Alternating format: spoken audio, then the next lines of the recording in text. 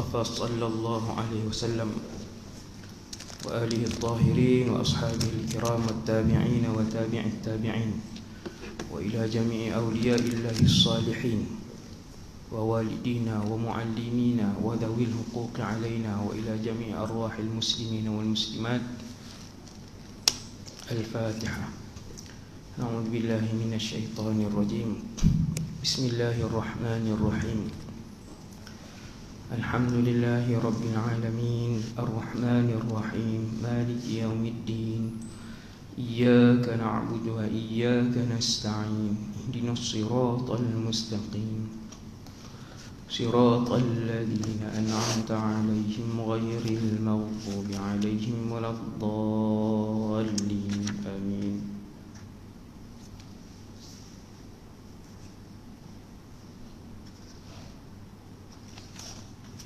Assalamualaikum warahmatullahi wabarakatuh. A'udzu billahi minasyaitonir rajim. Bismillahirrahmanirrahim. Alhamdulillahi rabbil alamin. Wa afdhalus salati wa atamut taslim ala sayyidina wa habibina Muhammad ibn Abdillahil amin wa ala ali kullin wa sahbi kullin ajma'in. ولا حول ولا قوة إلا بالله العلي العظيم. ولا حول ولا قوة إلا بالله العلي العظيم. ولا حول ولا قوة إلا بالله العلي العظيم. رب اشرح لي صدري ويسر لي أمري واحلل عقدة من لساني يفقه قولي. اللهم اهد قلبي وسدد لساني بحق سيدنا محمد صلى الله عليه وسلم. Yang pertama, radina billahi rabba, kami semua redha Allah Tuhan kami. Wabil islami dina, kami semua redha Islam cara hidup kami. Wabi Muhammadin nabiyyan wa rasulah, dan kami semua redha bahawa Muhammad sallallahu alaihi wasallam seorang nabi dan rasul. Subhanallah wa bihamdihi adada khalqihi wa ridha nafsihi wa zinata arshihi wa midada kalimatihi. Subhanallah wa bihamdihi adada khalqihi wa ridha nafsihi wa zinata arshihi wa midada kalimatihi. Subhanallah wa bihamdihi adada khalqihi wa ridha nafsihi wa zinata arshihi wa midada kalimatihi.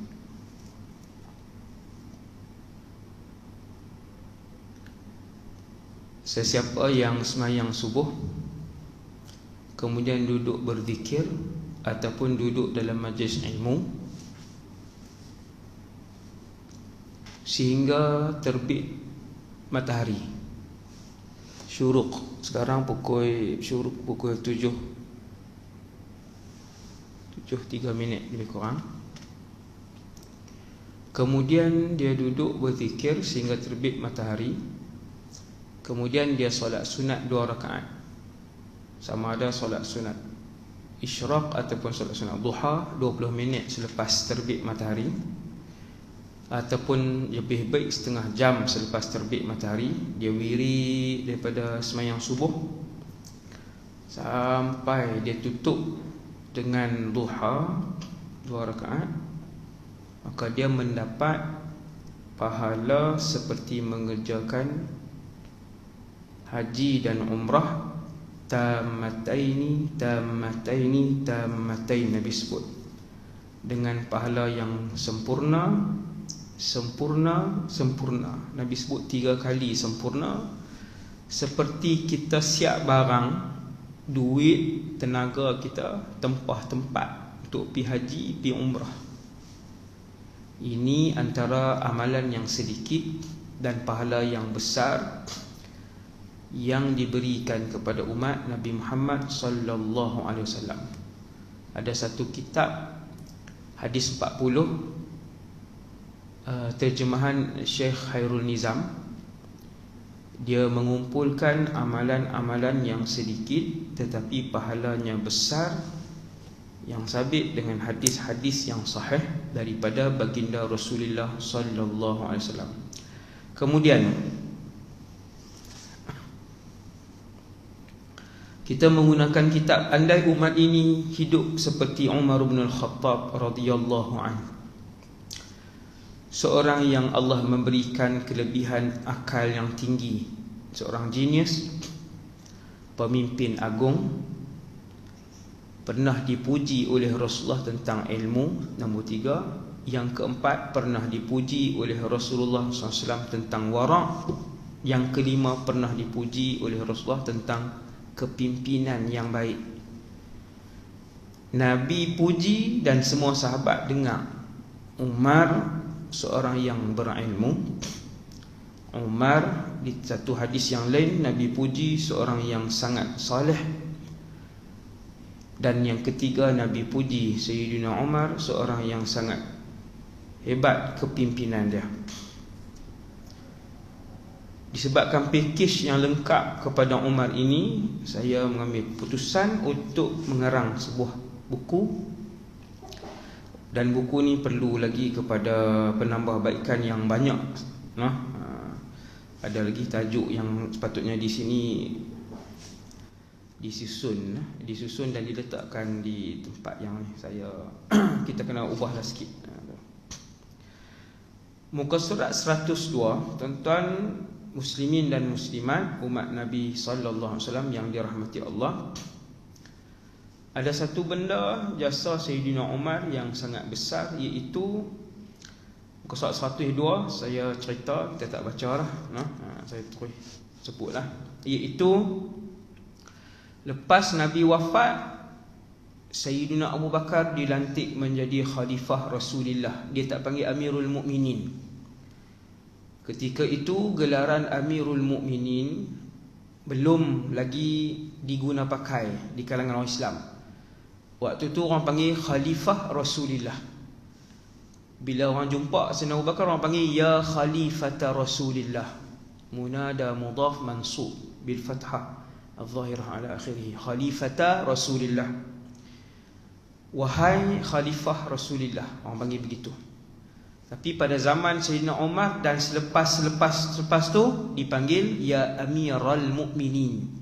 Okey, kemudian Sayyidina Abu Bakar bila naik jadi khalifah, ada satu tugas yang sangat getir sesuai dengan iman Abu Bakar. Ada satu cabaran yang sangat besar sepadan dengan kekuatan iman Abu Bakar, iaitu ada Nabi palsu muncul. Nabi palsu ni nama dia Musailamah. Jadi hati-hatilah orang yang mengaji ni, jangan bubuh nama anak Musailamah pula. Tak ada lah. Selalu nama di kalangan sahabat pun kadang-kadang dia ada berulang banyak kali. Macam Sa'ad, ada Sa'ad bin Mu'adh, ada Sa'ad bin Ubadah. Sa'id pun ada banyak, berapa orang. Abdullah ada ramai. Macam Musailamah ni, dia seorang je nama Musailamah. Dia adalah Dia adalah Nabi palsu. Lepas Nabi wafat, dia mengaku kata dia Nabi. Dan pengikut dia sangatlah ramai. Pengikut dia tersangatlah ramai, melebihi 30,000 orang. Bayang tengok, waktu tu orang Islam pun waktu tu pergi lebih kurang pergi haji dengan Rasulullah sebelum Nabi wafat, yang berhimpun di Arafah 100,000 orang. Habis daripada seluruh pelosok dunia. Bukan semua orang Islam lah, tapi kebanyakan orang Islam berhimpun dengan Nabi. Sebelum Nabi wafat, Nabi buat haji. Lebih kurang 100,000, lebih kurang. Bukan angka yang tepat, 100,000 ke atas. Dan tidak melebihi 150,000. Ketika itu yang menyokong Musailamah, tak mau cerita lah sebab cerita perang Yamamah ini, dia perlu ceramah khas 1.5 jam. Pendek cerita, Sayyidina Abu Bakar bawa keluar panglima-panglima perang. Khalid Al-Walid waktu tu dah masuk Islam. sahabat-sahabat besar ni. Sebab Nabi baru saja wafat. Nabi wafat, Abu Bakar perintah 2 tahun. Nabi wafat, Abu Bakar perintah 2 tahun je. Kemudian lepas Nabi wafat, dalam hanya beberapa bulan saja, Musailamah ni bangkit. Dia pimpin satu kumpulan, bukan 70 orang, 20, 30 ribu, 40 ribu orang. Sebahagiannya adalah yang murtad. Sebahagiannya adalah yang murtad, keluar Islam. Subhanallah. Perang itu perang yang getir, perang yang sangat getir. Sebab mereka ni, sebahagian pengikut Musailamah ini tahu bahawa Musailamah, sebahagian pengikut Musailamah ini tahu Musailamah ni Nabi palsu. Tapi disebabkan fanatik dengan fanatik kekabilahan Bani Hanifah ketika itu, kabilah Bani Hanifah ketika itu fanatik, maka dia sokong juga, tak kira. Naknya kami tahu dia ni palsu. Sebahagian pengikut tu tahu dia ni bukan betul pun. Kan? Sebab Nabi ni dia seorang yang baik. Rasulullah dia mesti baik. Dia mesti baik di akhlak dia, tapi Musailamah dia yang tu pun tak lulus. Musailamah al-Kadzab, penipu besar. Habis perang, kita tak ceritalah perang. Habis peperangan, ramai huffazul Quran ataupun hamalatul Quran istushhidu. Ramai penghafal Quran di kalangan sahabat mati syahid. Pakar-pakar Quran di kalangan sahabat mati syahid. Di kalangan sahabat ni ada pakar Quran dan ada sebahagian daripada mereka yang fuqaha, alim di kalangan sahabat. Ada di kalangan mereka yang alim. Ada di kalangan sahabat dia hanya hafiz, dia hanya pakar Quran tapi dia tidak alim, dia tidak faqih. Ada di kalangan sahabat faqih tetapi dia tidak menghafal Quran. Antara sahabat yang menggabungkan kedua-duanya adalah Abu Bakar, Umar, Sayyidina Ali, Sayyidina Uthman. Empat-empat pemimpin orang Islam, Khalifah Rashidin. Keempat-empat mereka penghafaz Quran dan keempat-empat mereka faqih. Bismillah.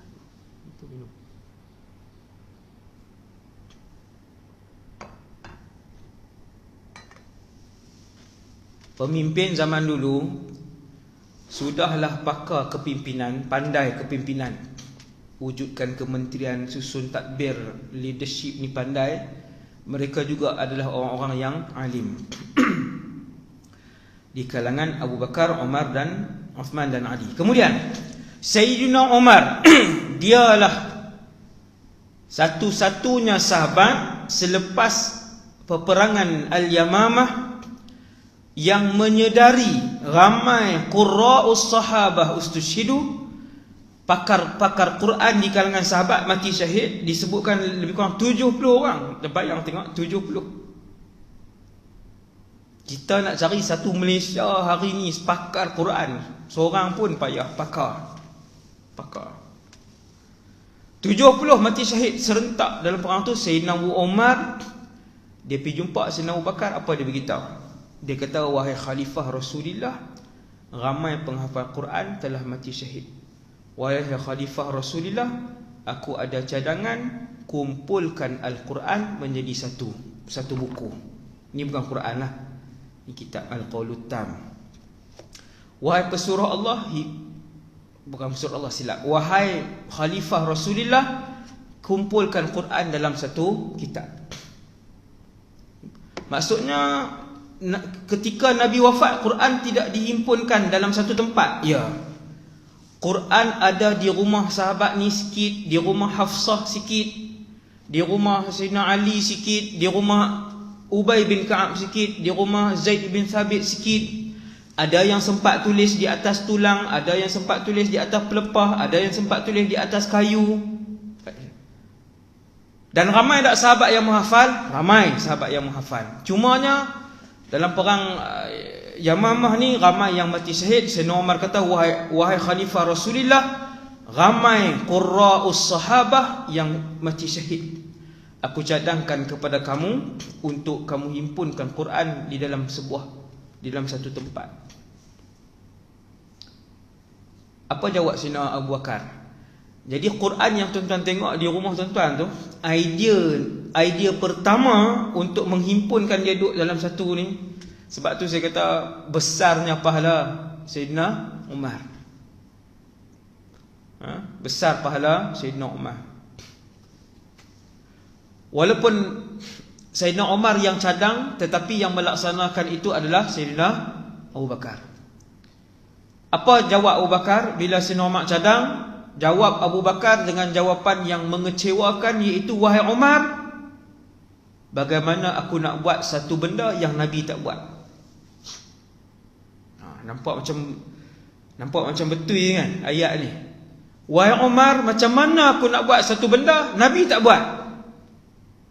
Hari ni ada satu kumpulan dia suka guna ayat tu. Ni Nabi tak buat. Sayyidina Umar pun bagi tahu kepada Abu Bakar. Dia pujuk Abu Bakar. Dia kata, wahai Abu Bakar, kalaulah lepas ni berlaku lagi perang, mati syahid, berlaku lagi perang, mati syahid, dan akhirnya orang Islam tak ada Quran ini yang dihimpunkan, dia hujahkan kepada Abu Bakar, bukan semua benda, ni bukan hujah Sayyidina Umar lah, ni saya sebut, bukan semua benda yang Nabi tak buat itu bid'ah. Ini kena faham.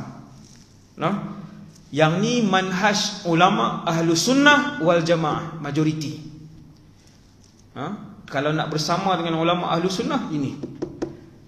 Tapi siapa yang boleh bagi tahu hak ni boleh buat, hak ni tak boleh buat? Para ulama saja yang bagi tahu, kerana mereka tahu apa sandaran dan dalilnya. Kita tak boleh sendiri-sendiri bagi tahu ke orang, bukan semua benda yang Nabi tak buat tu bid'ah, sebab tu saya buat. Tak boleh. Kita tak ada ilmu, saya sendiri, kita tak ada ilmu. Kita dan saya sendiri, saya rujuk dengan para ulama. Ini boleh tak macam ni? Boleh tak macam ni? Sebab ulama dia kaji, dia hafal dalil, dia hafal hadis, dan mereka memahami hadis dan dalil-dalil tersebut. Bukan kita yang tuduh orang ni bid'ah, tuduh benda ni haram dan sebagainya. Hak tu hobi sebahagian umat Islam hari ni. Bila Sayyidina Umar cadang satu benda yang besar, Sayyidina Abu Bakar kata, wahai Umar, aku tak boleh buat benda yang Nabi tak buat. Sayyidina Umar bentangkan hujah. 1, 2, subhanallah. Tengok alim Sayyidina Umar, subhanallah. Nabi pernah bermimpi, sebab tu kita dah sebut dalam kuliah yang lalu, Nabi pernah bermimpi Nabi minum susu yang banyak, kemudian lebih susu tu dalam sebuah bekas. Hanya seorang saja yang minum lebihan susu itu, iaitulah Umar. Bila sahabat tanya, ya Rasulullah, apa takwilan kamu kepada minum susu itu oleh Umar itu? Nabi sebut ilmu. Bila Sayyidina Umar bentang, Sayyidina Abu Bakar tak setuju. Sayyidina Umar pun pergi. Dia datang lagi, dia kata Sayyidina Umar mai lagi jumpa Abu Bakar. Wahai Abu Bakar, umat ini perlu untuk dihimpunkan Quran. Dia bagi tahu Abu Bakar, wahai Abu Bakar, kena buat sekian. Dia hujahkan kepada Abu Bakar macam ni. Maka akhirnya alhamdulillah, Allah Ta'ala membuka dan melapangkan hati Abu Bakar. Sayyidina Abu Bakar ibn Abi Quhafah setuju dengan cadangan Sayyidina Umar untuk Quran kali pertama selepas kewafatan Rasulullah tak pernah berlaku dihimpunkan dalam sebuah mushaf. Himpun. Tapi nak himpun macam mana? Mereka pun bincang, 2 orang sahabat yang tertinggi ni bincang. Kita lantik satu panitia.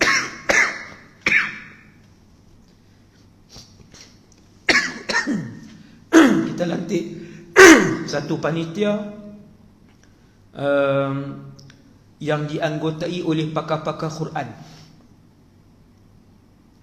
Tuan-tuan boleh cari dan siapa lagi yang menganggotai kumpulan tersebut, dan mereka memilih ketua kepada kumpulan tadi.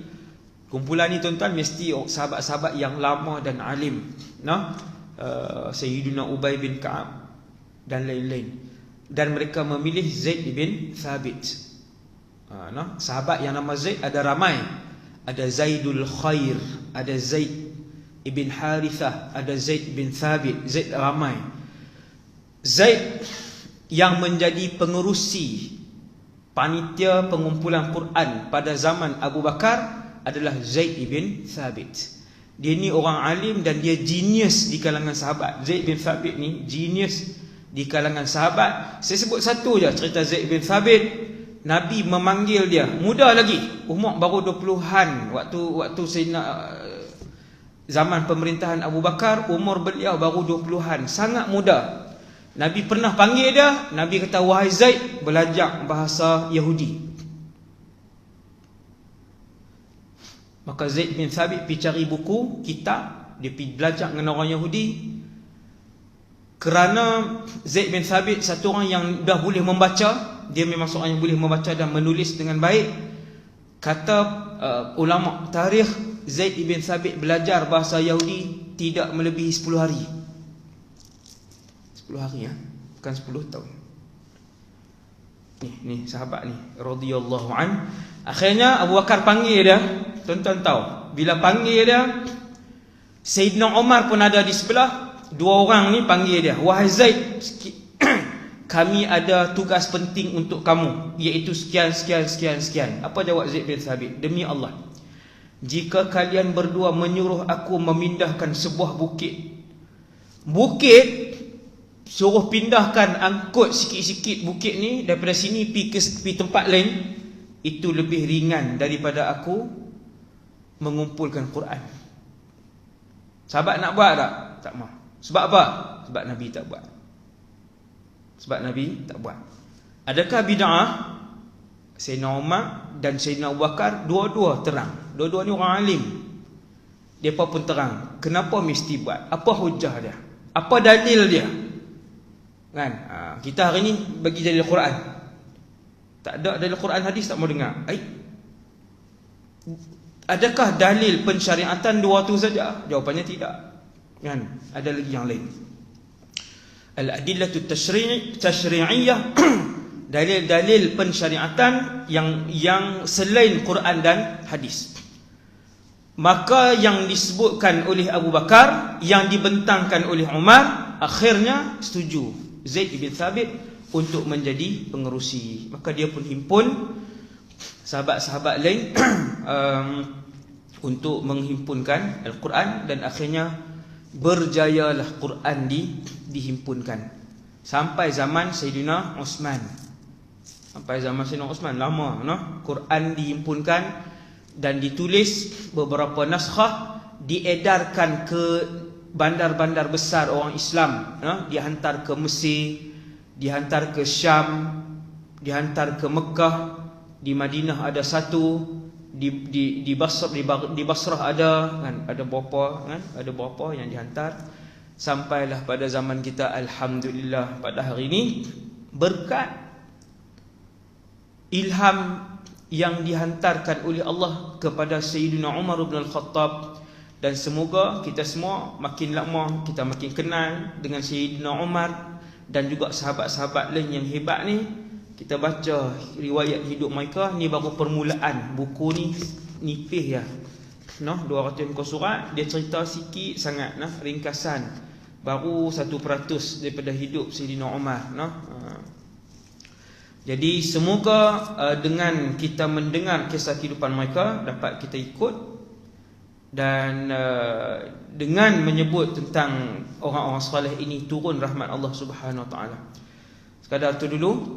Hari ni Jumaat, masing-masing banyakkanlah selawat. Pakat targetlah seorang 1000 dan ke atas. Kalau budak-budak mengaji bukan 1000 lah, kan. Patutnya hari ni adalah hari 5000 selawat. Okey, sekadar tu dulu.